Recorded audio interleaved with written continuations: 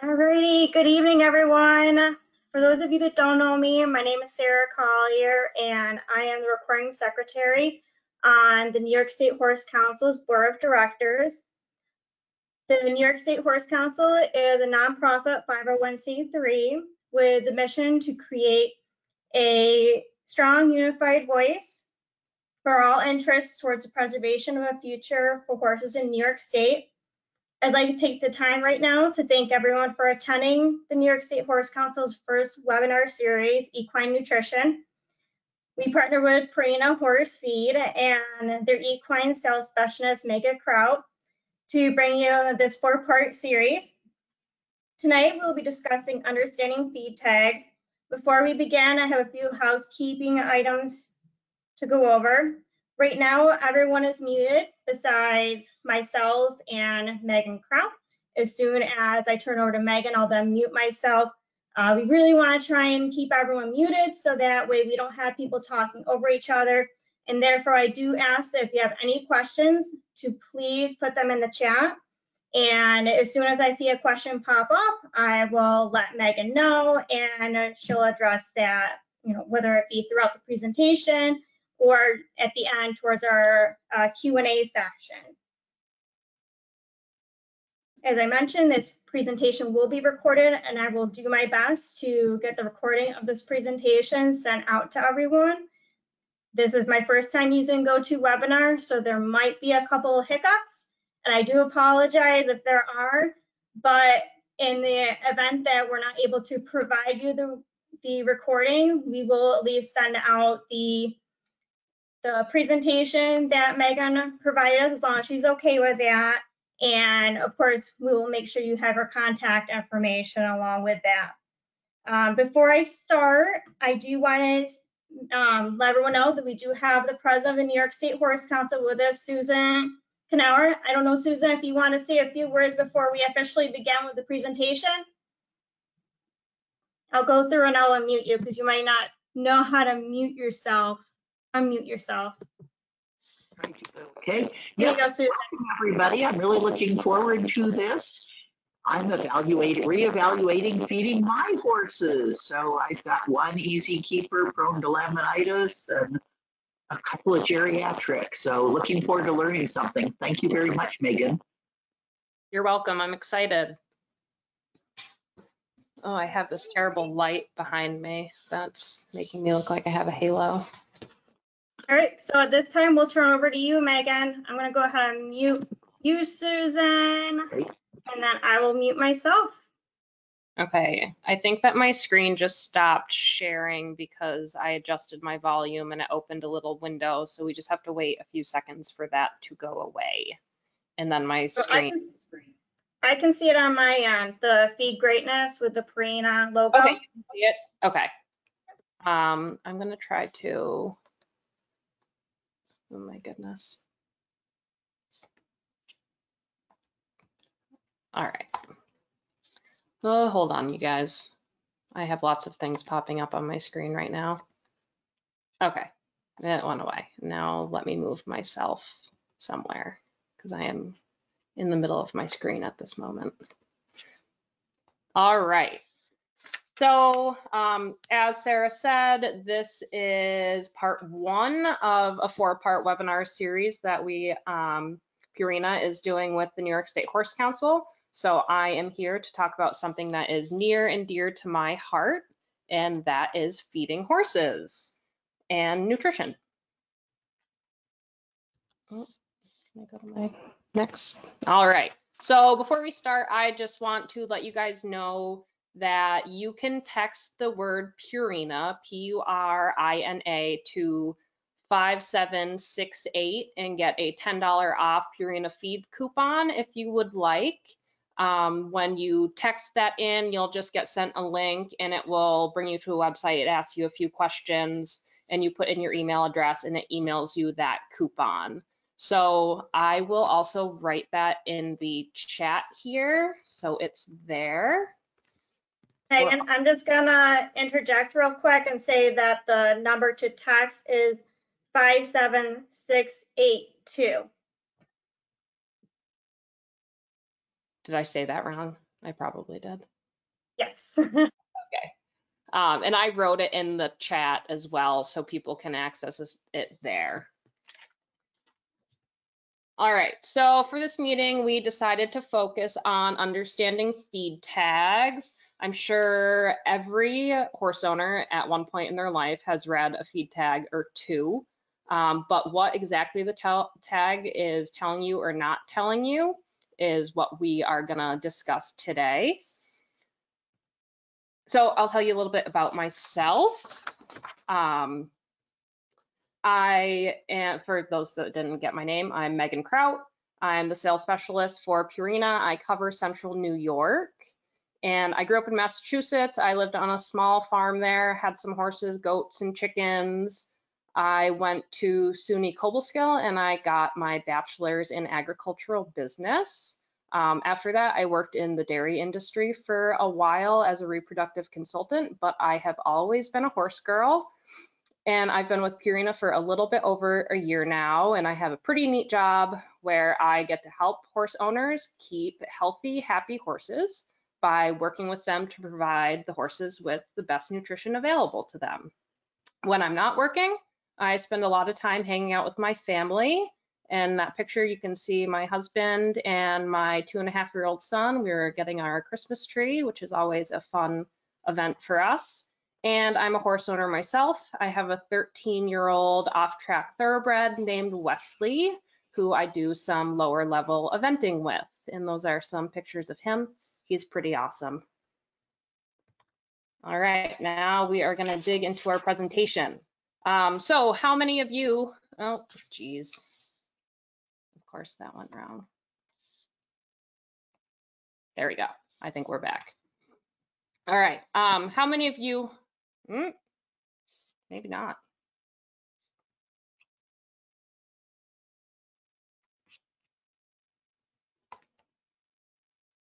Let's see if this stays. Okay. So how many of you fed horses before you came to this meeting? I would imagine some of you might have. And if you did, what did you feed your horse? And how did you decide to feed that? Those are some of the questions that might go through your head. I've been a horse owner for probably about 20 years, give or take. And I know as well as many of you that there are seemingly unending numbers of choices when you walk through a feed store. And a lot of factors go into making the decision of what you're going to feed your horse. So today I'm just going to spend a little bit of time talking through feed tags because that seems to be something that people look at a lot when they're trying to make the decision of what to feed their horses. And we're going to go through what feed tags tell you, what they don't tell you, and how to use that information to make an educated decision while choosing your horse feed. So right here, we see the anatomy of a feed tag. And a feed tag is a label. It's a regulatory document, and it has information that is determined by regulatory agencies, including the FDA and AAFCO, and some individual state regulatory agencies as well. There are certain pieces of information that are required to be on every feed label, and they can vary from state to state. Oh, here you'll see at the top of the feed tag, you'll find the product name and the brand there at the top. Most likely the brand is probably important to you, but, and excuse my cats meowing around me, they have a mind of their own. So most likely the brand is probably important to you, but for specific feeds, the name of the feed may not be an important factor when making a decision. That sometimes can fall more under the marketing side of things than actually useful information. And then under that, you will see the purpose statement. This should be something we pay attention to because it's the statement that tells you what animal species and classification, so their age and or activity, the manufacturer designated that particular feed for. If you're feeding a horse that's not listed in the purpose statement, it might not be a bad idea to reach out to the manufacturer or a rep at that company just to see their thoughts on using the feed for a horse that doesn't match that statement. And probably self-explanatory, but you should always make sure that the feed is designed for horses and not other species. That's pretty important. And under that, we have the guaranteed analysis. And I would say this is probably what we as horse owners look the most closely at. So it's a listing of major nutrients that are required to be listed, but the nutrients are in no way the entire composition of the feed. Every feed contains nutrients not listed on the tag. There are many nutrients supplied by feeds that aren't listed on the tag. Some are added to the formula, such as various vitamins and minerals, and other nutrients are provided naturally through the ingredients used in the formulation. For example, oats, they supply a range of nutrients included in the guaranteed analysis, such as protein, fat, a small amount of calcium, phosphorus, but oats also contain nutrients that aren't required to be on the tag, like various minerals, B vitamins, amino acids, and other nutrients, like even some prebiotics. So, and none of those are listed on the guaranteed analysis, but they present in feeds containing oats. And the same is true for many other ingredients. All ingredients are essentially a way to deliver nutrients. There are some nutrients not supplied by the blend of ingredients, and those need to be added into the formula. That's what makes a formulated feed a balanced diet versus just a blend of ingredients. There are nutrients that may be included in the guaranteed analysis that aren't required to be listed, and some companies seem to list more than others. Does that mean that the feed is more nutritious or better? Not necessarily. Sometimes nutrients listed in these expanded guaranteed analysis don't have established requirements in the horse, or they're not very easy to test for. So you're not sure of the compliance. That means we don't know at what level a deficiency or toxicity can happen to really make a great recommendation for those nutrients. And as horse owners, that's one of the things we have to guard against. And the idea that more is always better is not always true. And that's one thing you really want to keep in mind when looking at these guaranteed analysis. But we're going to cover that a bit more in a few slides. So we move on down below the guaranteed analysis, and we see a list of ingredients, which these should all be listed in descending order. And the ingredient list, we have to remember, isn't the formula of the feed, it's just a listing of the ingredients in the feed. The list can either be individual terms like oats, corn, soybean meal, or it can be collective terms like grain products. This does vary by state. Some states require individual terms on all feed tags and some don't. Regardless of whether there are individual or collective terms on the ingredient list, the quality and the effectiveness of the feed is not determined by the way the ingredients are listed, but by the quality of the ingredients used and the expertise behind the formulas. And other things on a feed tag, you'll see the warning or caution statement, and that essentially will say something along the lines of storing your feed properly, don't feed moldy feed, don't let rodents get into it. Just kind of stating the obvious, but that needs to be on there. The name and address of the manufacturer and the quantity or weight of the feed that you're feeding. Now we are going to move on to what a feed tag does not tell you. So, additional nutrients needed by the horse that aren't required to be guaranteed on the tag. This is one of the things a feed tag isn't going to tell you. The ingredient list would only identify ingredients actually added to the feed formulation, not nutrients that are naturally occurring in the ingredients. For example, there are several amino acids present in soybean meal and other ingredients used to make feed. Only the amino acids that are individually added to the formula would show up on the ingredient list, not those that would be naturally occurring in those ingredients. So just because it's not listed on the ingredient list does not mean it's not in the feed.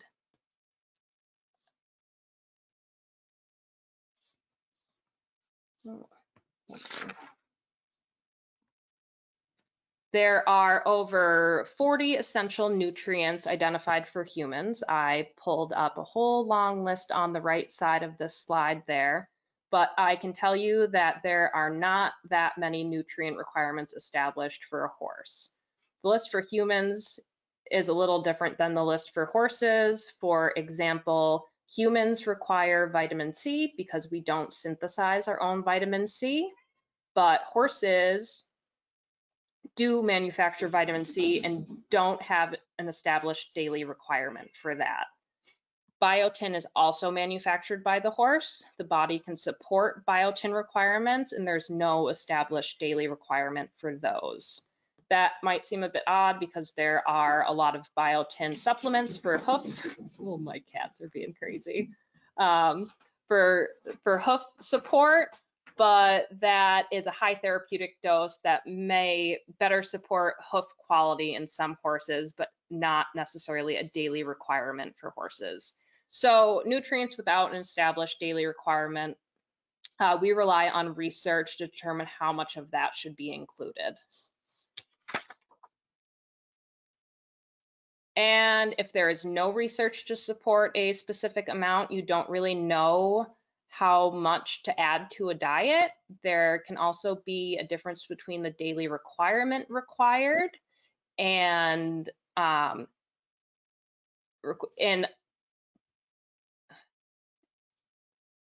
recommended optimal amounts needed to support performance. So there's roughly 11 or so nutrients required to be listed on a feed tag. And there's 21 nutrients with established daily minimum requirements for horses, but there are 40-something nutrients identified to be essential to the diet. So obviously we know the feed tag does not cover all of those nutrients.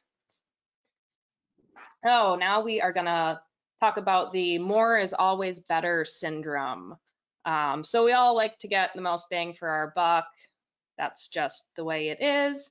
But in horse feed, sometimes more is not always better. And sometimes more is just more, or sometimes more can be wrong or dangerous. All nutrients follow this basic bell-shaped curve you see on the screen here. If you have a diet deficient in a nutrient, you negatively impact their performance. That's where we see over here, the bell curve is low when they're deficient. And as you add more of that specific nutrient, you'll see an improvement in performance until you reach the top of that curve, and it kind of plateaus when they reach their optimal level. Then if you add more, you kind of level off on that plateau. And if you continue to add even more, you'll ultimately see performance decline as those nutrients can cause a toxicity. For some nutrients, the optimal level is fairly broad and you could feed quite a bit of it without seeing a toxicity, but for some others that can be really tight and it can be pretty easy to fall past that and head towards that downward portion of the curve. Sometimes more of a nutrient is good and helpful. Sometimes it makes no difference, and sometimes it can be harmful. It all depends on the nutrient we're talking about. And so that can be a challenge for us to make sure we're feeding enough without going overboard. And I know I'm a horse owner and talking to 19 horse owners, and sometimes we have the tendency to think that a certain amount of something is good and twice as much might be even better, but that's definitely not the case. And you want to be careful of over supplementing and other things like that. So here we've got. All right, another thing that the feed tag doesn't tell you is the nutrient and ingredient quality or bioavailability. So let's talk about hay, for instance, not a feed, well, it is an ingredient in some feed, but as we know, all hay isn't the same quality. You'll get sometimes that beautiful, soft, young, green hay, and you can look at it next to a very mature, stemmy brown hay full of seed heads. That could be from the same field, the same variety of hay, but just cut at different times, and they're really different quality. The same is true for feed ingredients. All oats, there we go, some oats, don't provide the same level of protein. All rice bran doesn't provide the same level of fat, and so on. You often can't tell just by looking at ingredient which one has the highest nutrient value. So when you look at these two pictures of oats, can you tell which one has a higher protein content just by looking at it? I know that I can't, so I'm assuming you guys can't. You might prefer one over the other just because of the look or color of them, but even oats with the same quality standards will vary in nutrient content.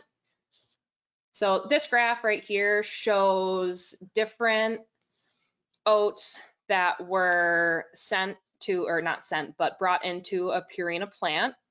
And these were all clean, heavy oats, and the samples varied from 8.5% protein to 13% crude protein. Now, the book value of oats is listed at 13.6% protein. So it's really important to actually know the nutrition supplied by an ingredient going into a feed before just putting it in a feed and going by the book value, because as you can see, it really differs. And higher quality, cleaner, more nutritious ingredients are more expensive than lower quality versions of the same ingredient. That's always something to keep in mind. And how ingredients are processed and blended all affect the nutritional value as well. There's various levels of manufacturing safety measures followed when feed is made. So a feed tag can tell you if the feed you're considering is a good fit for your horse, but it doesn't always tell you if that feed is the best fit for your horse.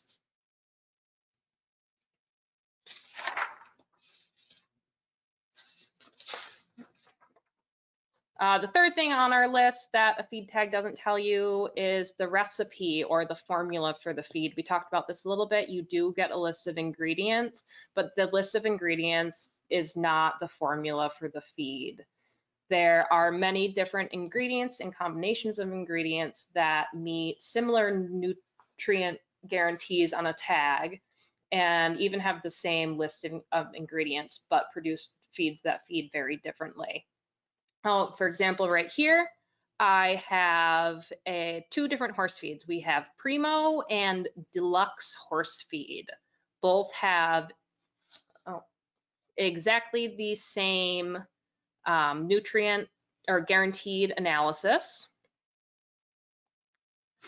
and the same feed tag information. So how would you decide between those two what to feed? I can tell you that both products actually do follow the regulations and ingredients that are listed in descending order, but they are still very different formulas.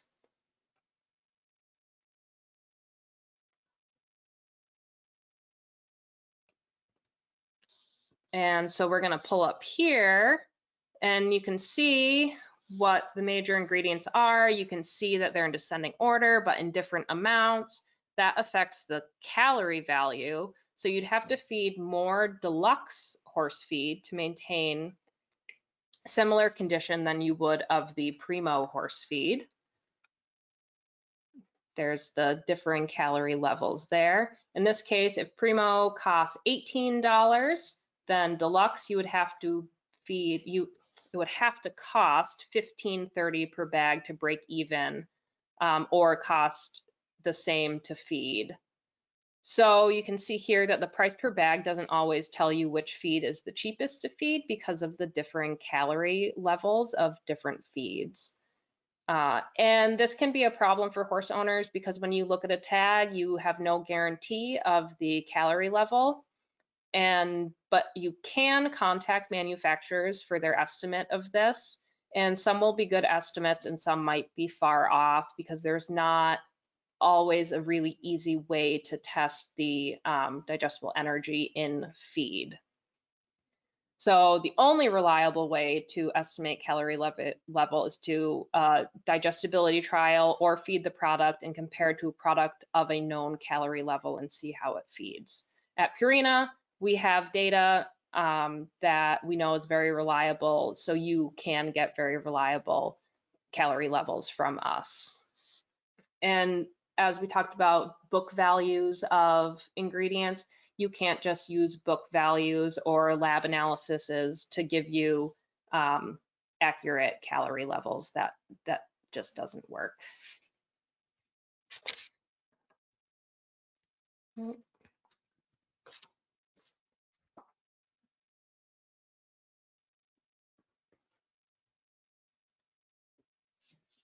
All right, and I'd also like to mention that horses have nutrient requirements. They don't have ingredient requirements.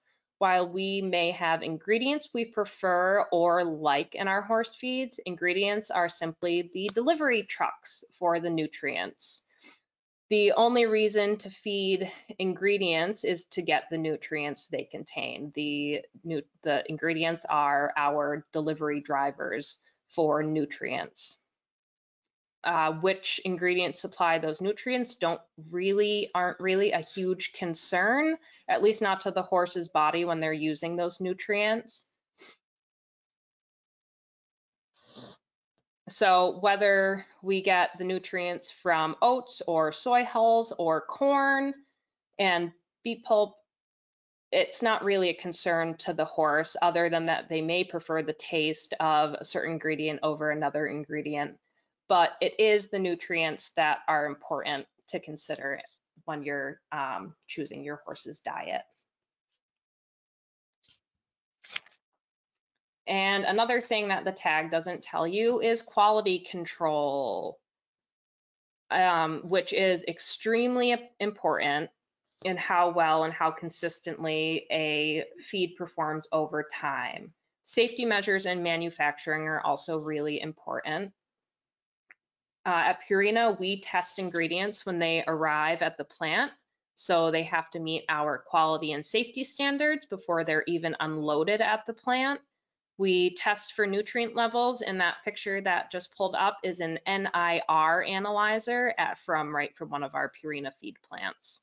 If the ingredients meet our quality standards, we consider the nutrient levels in our manufacturing process in order to produce nutritionally constant feed. This is what we call our constant nutrition formula. It's different from other formulation strategies you might have heard of, which are fixed formulas or least cost formulas. Fixed formulas feel like the best way to go because they're a formula that is exactly the same every time. However, we've talked about this a little bit, is that the nutrient content of ingredients can vary so much, and that shows up in the end product. For example, there's a variation in protein levels of oat soybean meal. And if you have a fixed formula to be 12% protein, it might be 12% protein some of the time, but it can range anywhere from 9 to 18% protein given from any given batch of feed, just because the change in protein level of the individual ingredients. The ingredients are consistent, but that nutrition might vary in that fixed formula.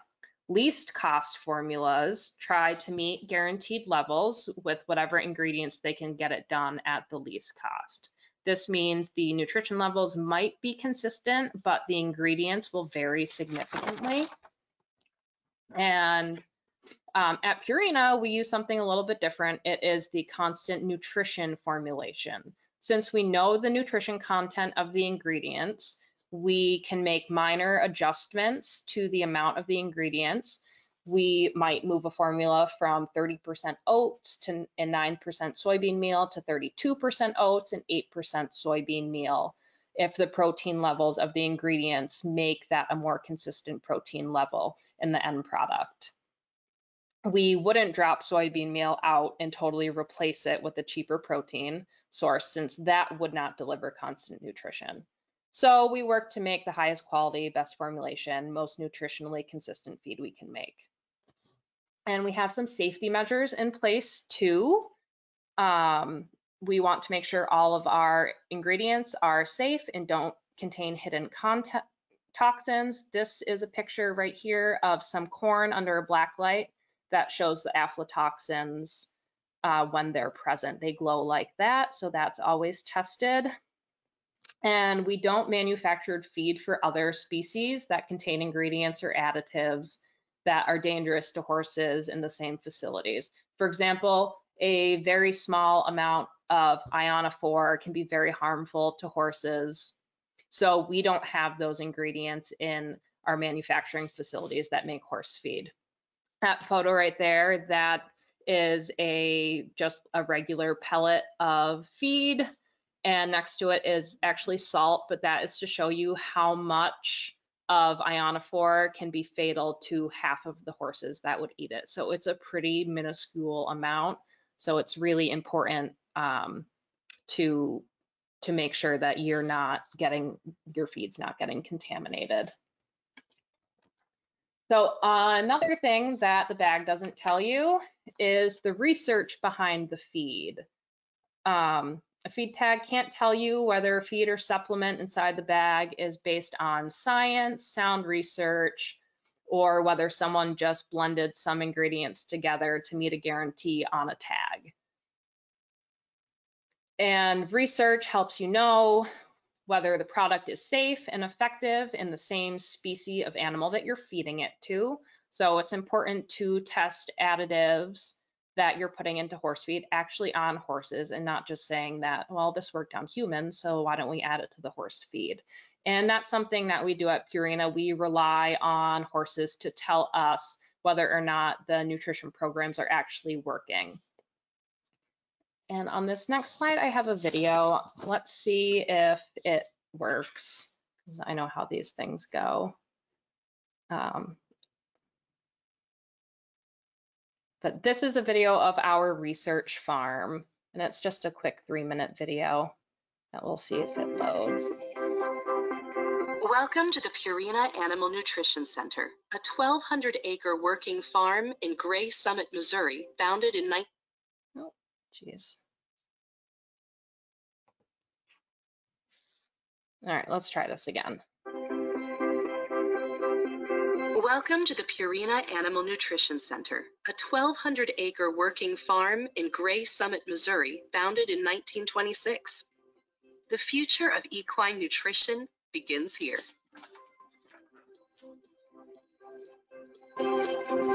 Here, on a working farm that's also a research center.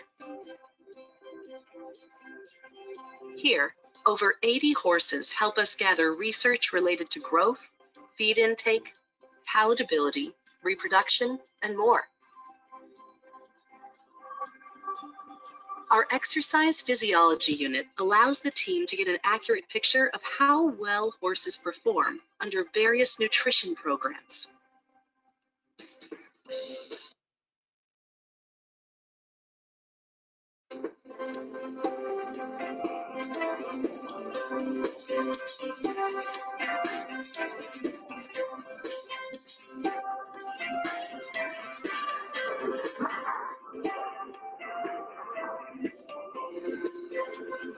Let's meet Wrangler, a 3-year-old quarter horse, learning to run on the treadmill. Here in the exercise physiology lab, we can measure Wrangler's heart rate, oxygen and carbon dioxide levels, test his blood chemistry, and analyze his stride for gait kinematics. At the farm's equine facility, we collect over 1 million data points annually, including GPS activity and monitoring, chewing characteristics, joint scoring, and metabolic response to feeding. Purina's equine facility is the birthplace of several industry firsts, from senior feed to gastric support. We conduct an average of 16 research trials per year, driving the development of science-backed products, bringing science to the equine nutrition market. This real-world farm with its cutting-edge research helps us dream, develop, and test some of the best-performing horse feeds in the world. Now meet Biff, a 17-year-old quarter horse. He's part of a world-class palatability program, including custom feed intake systems and 24/7 hands-on care that helps us deliver 57,000 feedings and over 175,000 pounds of feed per year to the horses here at the facility. Working with Purina's nutritionists, scientists, and veterinarians, our horses help determine the best formulation in our custom palatability stalls. Thank you for visiting the Purina Animal Nutrition Equine Center, one of the most unique facilities in the world, building on over 125 years of research to develop the future of animal nutrition.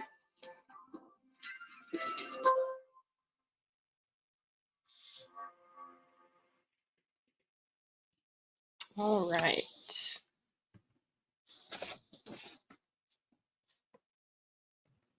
All right, and so really the moral of the story is the horse is the ultimate test. You want to feed your horse what's going to be the best for them. The feed tag is a legal document that helps us sort through feeds and find ones that might be appropriate, but usually a little bit more investigation is needed.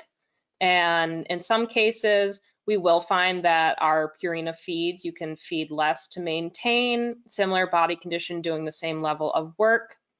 This horse right here, this is a 2-year-old cutting horse, and he was put on Purina, and these pictures are 60 days apart. So he started at 830 pounds, a body condition score of 6. And on day 60, he was 880 pounds in a body condition of 5.5. So he actually lost a little bit of body condition, but what you can see is his muscle is totally changed. His coat is nice. And this was all on the same amount of feed plus some hay. But it always isn't about feeding less. And sometimes it's about getting better results, more muscle, less fat, improved hair, faster hoof growth, and other measures of performance.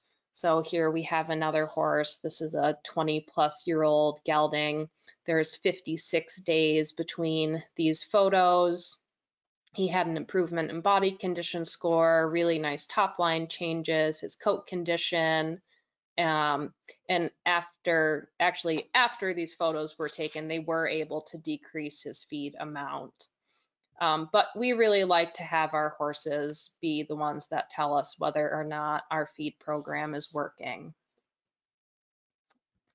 And that wraps up my presentation. I just wanted to put this slide up here again, that if you text Purina to 57682, you can get a $10 off Purina feed coupon. And Sarah wrote that in the chat. I did too, but I don't think it went to the entire audience because I am slightly technology challenged. And then if you want any help finding the right feed for your horses, we have some really great resources on our website. You can take the Feed Greatness Challenge, which you can find right on purinamills.com. And you can follow us on Facebook and Instagram to kind of keep up to date on everything going on. And you're always welcome to reach out to me. I am more than happy to answer anyone's questions or just talk through some options with you, and my contact information is right there. And that's also going to be sent out to you in a follow-up email after this. But that's all I have for you guys today. Thank you for listening to me. Thank you so much, Megan, for taking the time to do this presentation for us. Before we reach out to see if there's any questions, like I said, I want to thank you for this presentation. I personally have a little bit of a legal background, and the first thing when I go to a feed store wouldn't be that the feed tags are a legal document. So I found that quite a little bit of a refresher as far as my legal courses.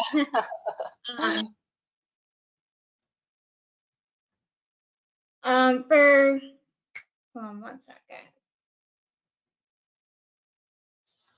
So for the next webinar, Megan is going to be discussing choosing the right feed. I also want to remind everyone that if you are not a New York State Horse Council member, I highly recommend you join.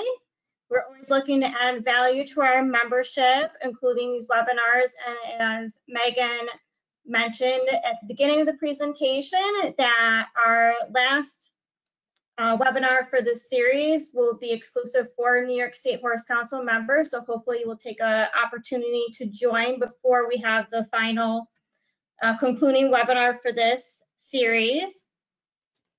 And we will also provide information on how to join and some additional information in the follow-up email that we'll send out, as well as a survey, which will be really helpful for us as the New York State Horse Council to gauge what type of presentations you would like for the future, for webinars, and feedback from Megan as well to see how she did for her first go-to webinar. Yeah, So, I'm glad that I actually got the thing on my computer. That was almost a disaster, but we did it. All right, well, if anybody has any questions, you can either type them into the chat or just type that you'd like to speak, and then I can individually unmute you.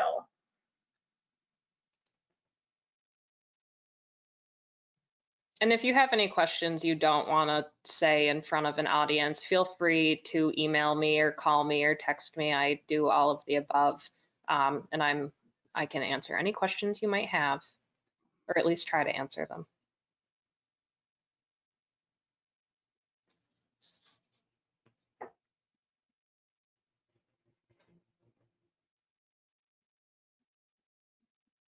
I don't know if we have any questions, Sarah. I think we'll just leave it open for maybe like 2 more minutes. And then if we don't see any questions pop up, then we'll conclude the presentation. Sounds good.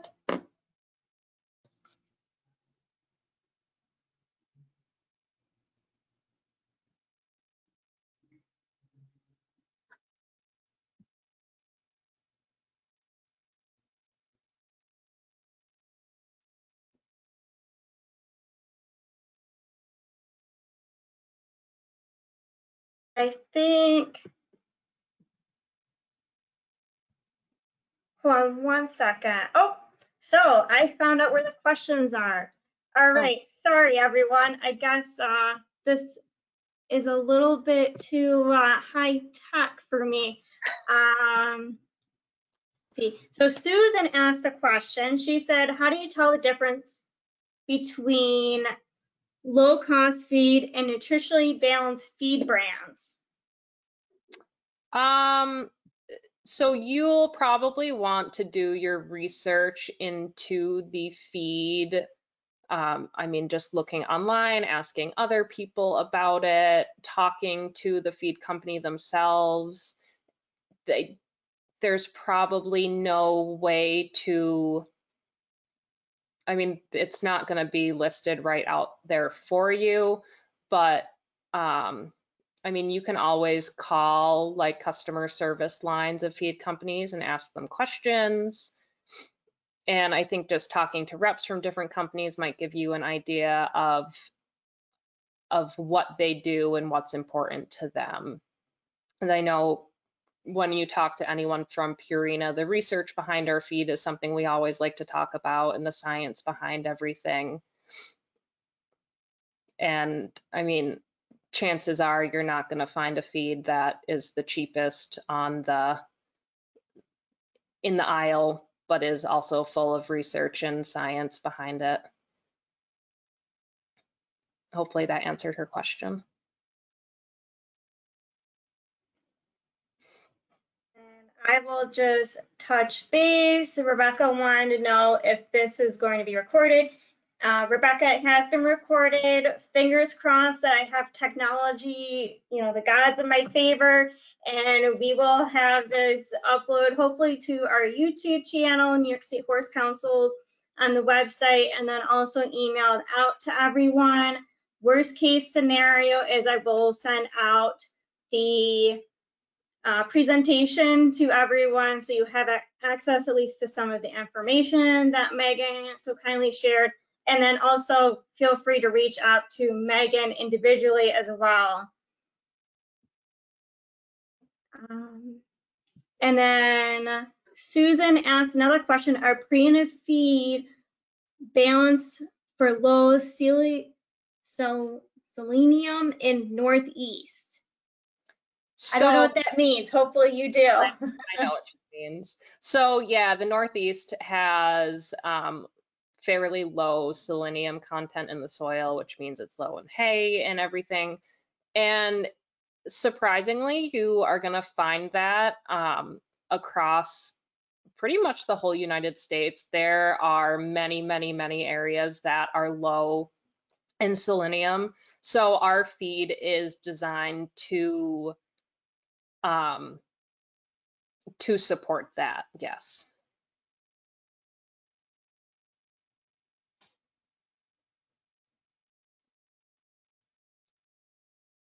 All right, do we have any other questions?